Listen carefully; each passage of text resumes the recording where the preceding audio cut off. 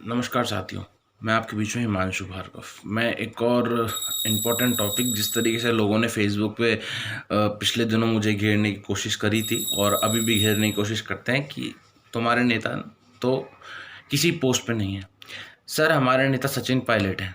हमारी party Congress party है। ये हाथ का पंजा हमारी पार्टी है। आपको एक बात है, हमारे नेता ने एक बात कही है, उनको कभी पद की लालच नहीं रही और ना कभी उन्होंने लालच की और ना वो कभी करेंगे। वो बहुत अच्छे इंसान है, क्योंकि आप उनसे मिले नहीं हैं तो आप उनके बारे में इस तरीके से बात करते हैं। तो हमारे पास कोई पद भी नहीं है तो भी हम राजस्थान की सेवा करने को तैयार हैं। अच्छा, कई कई दिनों से मुझे कई मैसेज किए जा रहे हैं कि अब तुम्हारा क्या होगा और तुम क्या करोगे आगे। तो देखो, मैं आपको बता देता हूँ कि राजस्थान में हमारी सरकार है और हम जनता के लिए काम करने को रेडी और हम कर भी रहे हैं। हमारे माननीय पूर्व उप मुख्यमंत्री जी भी काम लगातार कर रहे हैं, डेली लोगों से मिलते हैं, उनकी बातें सुनते हैं, उनके काम भी कर रहे हैं। जैसे जिस तरीके से कल उन्होंने मुख्यमंत्री जी को एक पत्र लिखा और बड़ी सादगी से उन्होंने पत्र लिखा और अपनी मांग को मनवाने की पूरी युवाओं को साथ देने की कोशिश करी। अब मुझे कई लोगों ने कल फेसबुक और मेरे यूट्यूब चैनल पे लोगों ने मैसेज किया कि आप राजस्थान सरकार जो रेटें बढ़ा रही है, आप उस पर क्यों नहीं बोलते और नौकरियों पे क्यों नहीं बोलते। देखिए यार, मैं आपको बताना चाहता हूँ, नौकरियां भी दी जा रही हैं। राजस्थान सरकार बराबर युवाओं का ध्यान रख रही है, बराबर उनको नौकरियां दे रही है। जिस तरीके से अभी माननीय मुख्यमंत्री जी ने 8 रुपये में खाना स्टार्ट किया, उससे पता चल रहा है कि राजस्थान सरकार काम कर रही है। रही बात आपकी नौकरियों की, सर नौकरियां तो हम आपको देंगे ना। जिस तरीके से रेलवे की केंद्र सरकार ने नियुक्तियां रोक रखी हैं, उसमें केंद्र सरकार की गलती है, राज्य सरकारों की गलती नहीं है। माने आप कहते हैं कि राजस्थान सरकार जो नौकरियां देती है वो उसमें क्यों नहीं भर्ती हो रही।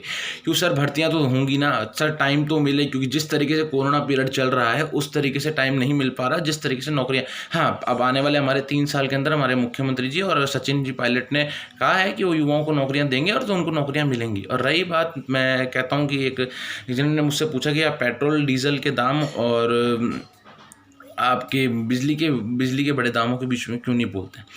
देखिए, बिजली के जो बड़े दाम आ रहे हैं, वो अगर आपकी कोई बकाया राशि जमा नहीं हुई होगी तो वो जुड़ के बिल में आई है। और जिस तरीके से अगर आपको लगता है कि आपके पास कोई जेन्युइन तरीके का बिल नहीं आया और गलत बिल आया है, तो आप बिजली बोर्ड जाके बात कर सकते हैं और आप उनको लेटर लिख के दे सकते हैं, साहब ये हमारा बिल गलत आया है, आप इसको सही करें। अब आते हैं डीजल और पेट्रोल की बात पे।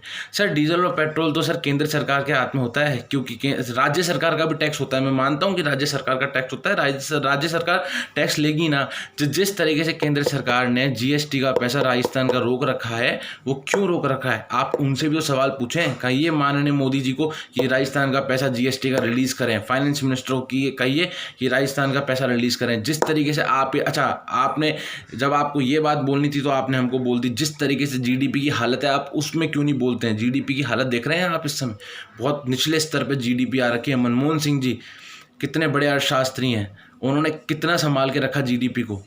रघुराम राजन, नाम सुना होगा आपने, remember Raghuram Rajan, best RBI governor. आप क्या बात करते हैं।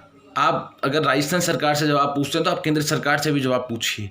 और हम लोग जनता का, राजस्थान की जनता का एक एक काम कर रहे हैं और हम पूरे 3 साल और करेंगे। और हमारे माननीय नेता सचिन जी पायलट का भी यही सपना है कि राजस्थान में जो उन्होंने वादे किए थे वो वादे पूरे करेंगे और वो पूरे वादे करके रहेंगे।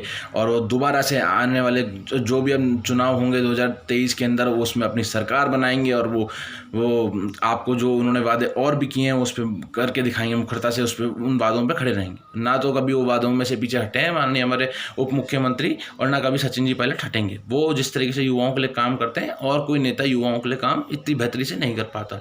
धन्यवाद साथियों।